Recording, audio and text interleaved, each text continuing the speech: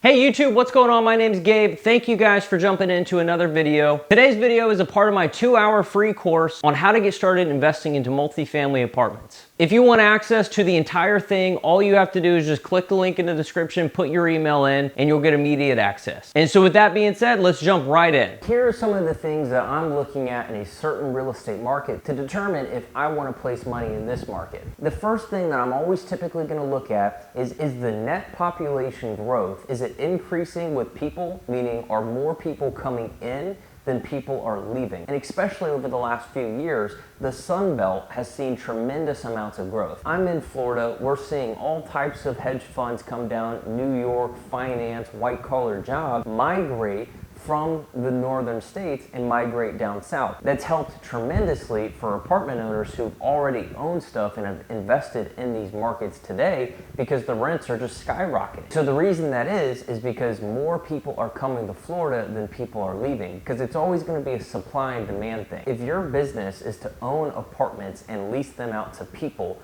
to live there, you want to make sure that there's plenty of people in that city to rent from your apartment. If you own 100 apartments and only 1,000 people live there, that means you have to have 10% of the entire population rent from you. If you own the same 100 units and there's a population of 100,000, you only have to rent to 1%.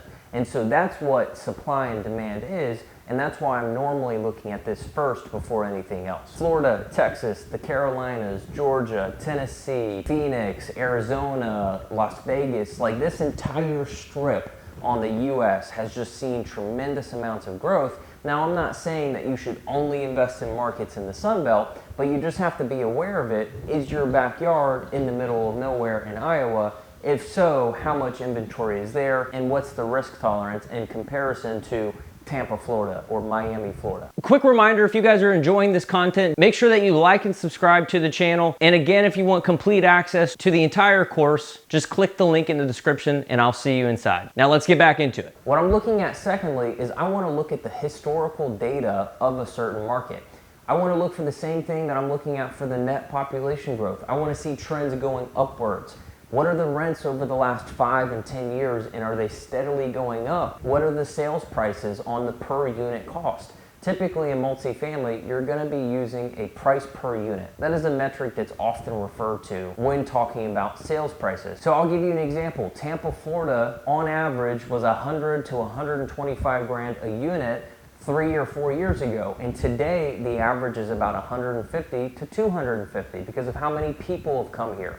And so in that trend, you see it going upwards, opposed to being in some random market where nobody knows and nobody's coming to. Thirdly, I want to look at the economic stability of that environment. So if I'm in Tampa, Florida, I'm going to be looking at the job drivers. What new jobs are coming into Tampa that brings thousands and thousands and thousands of people? A new Amazon fulfillment center bringing 3,000 jobs into Tampa, Florida. That's 3,000 new people that have to have a place to live.